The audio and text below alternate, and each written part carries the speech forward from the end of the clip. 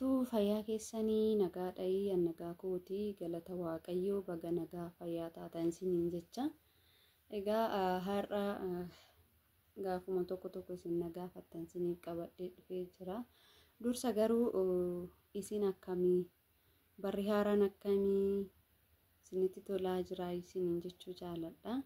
Bakkuma jirtanitti barri kun bara milkii akka isinii ta'u abdii guddaan qaba. Har'i guyyaa arfaffaadha jechuudha. Egaa obboleettiin kiyya tokko jechuudha gaafii naaf barreessite koomentii jalatti anumaaf jedhiitoo viidiyoo hojjedhu waan jedhudha jechuudha. Maaliif wanti ishiin narraa baruu barbaadde tokko jira. Kanaafuu hunda keessaniifuu akka barumsa isinii ta'utti jechuudha. Waan an beekurraayi isiniif qooduu yaala jechuudha. Egaa obboleettiin kiyya kuni maal naan jette seetanii duraan dursa nagaa fattee maaloo waaqayyoo naaf deebisii mee lubbuu manan ijaarraa jedheen sodaadhee lafa bitadhee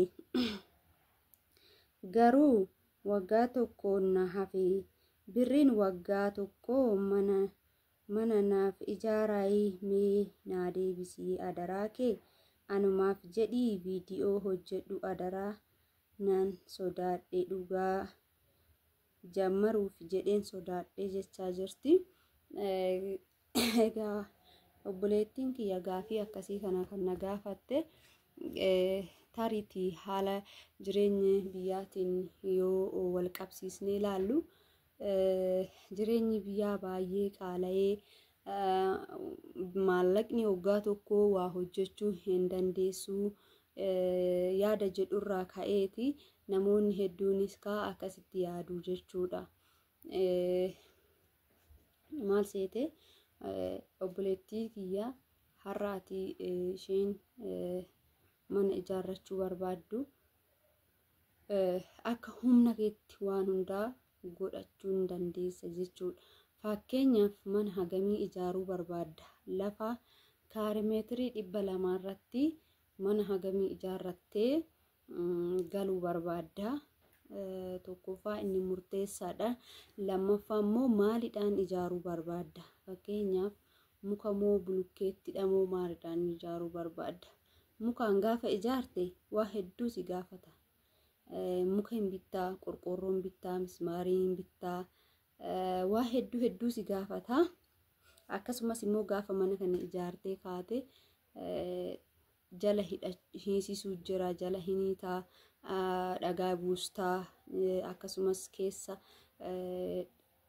armaataa buustaa, akkasumas immoo girgiddaa chaakii dibdaa, akkasuma koornisiin galchitaa jiimsamiidha jechuudha. Koornisiin illee yeroo ammaa kan akkasii garuu haalan danda'uun ani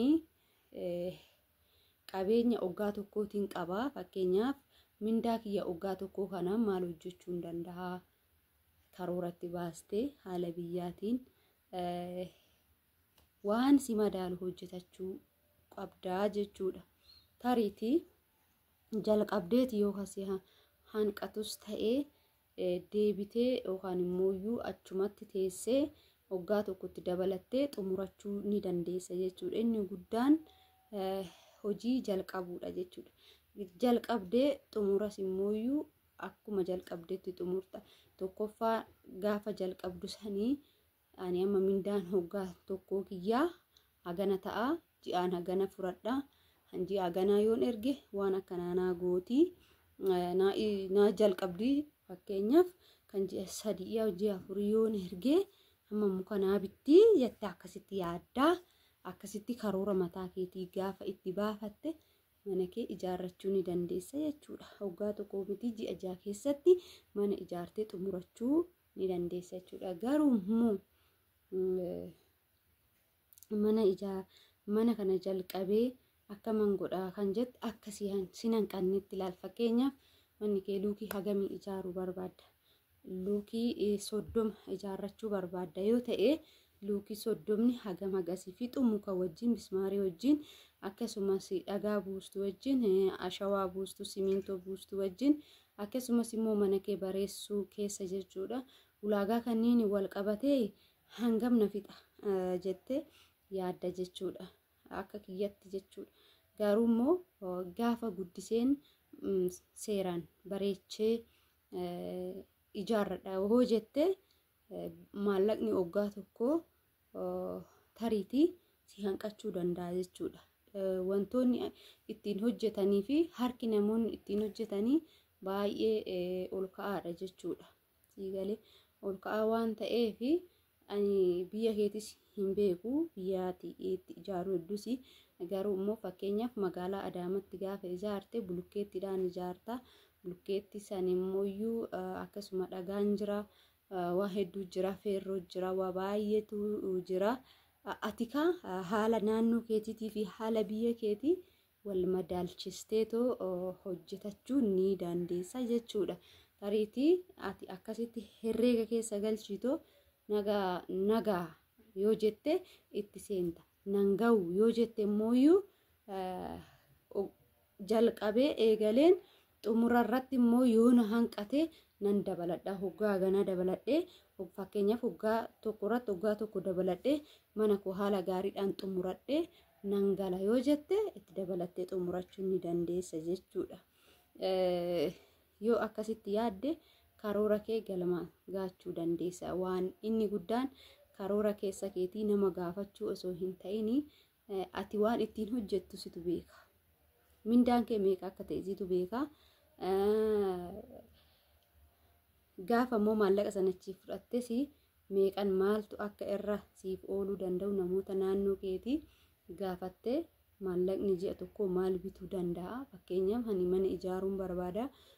Qorqorroo naa bituu danda'amoo, muka naa bituu danda'amoo, mismaara naa bituu danda'amoo, dhagaa naa buusuu danda'amoo, ashawaa naa buusuu danda'amoo, biyyee bituu danda'amoo akkasitti yaaddee karooraan yoo itti deemte wanti nama dhibu hin jiru. Garuu immoo gaafa meeqatu nagaa laata kaman godha meeqoy ka'een ishii gaafadha wanti jedhamu sammuu kee keessa gaafa dhufe namni ani waan beeku waan ofii kiyyaa argesitti malee karoora keessan bakka asii ga'uu hin danda'u jechuudha. Kan bakkaan gaachuu danda'u herreegee karoorsee maallaqa waggaa tokko maallaa hojjechuu qaba kan jedhu situ karoorsuu qaba malee eenyumtuyyuu karoorsee yaadee herreegee mindaa keetii wal madaalchisee sitti himuu hin danda'u jechuudha. Ani akka fakkeenyatti tan isinii kaasaa jira malee maallaqni waggaa tokko mana ijaaree xumuree biyyatti nama galchaafii miti.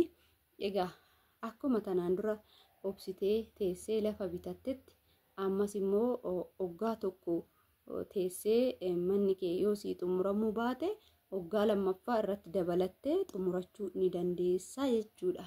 Kana fakkaata horaanuu bulaa deebanaa isiniin jenna. Egaa viidiyoo biraatiin walitti deebina. Kanneen waan barbaadan jechuudha. Firaankisaa ta'uu akkasuma gaafii keessaniif haa ta'u waan hundaafuu ani qophiidhaan isiniin jedha.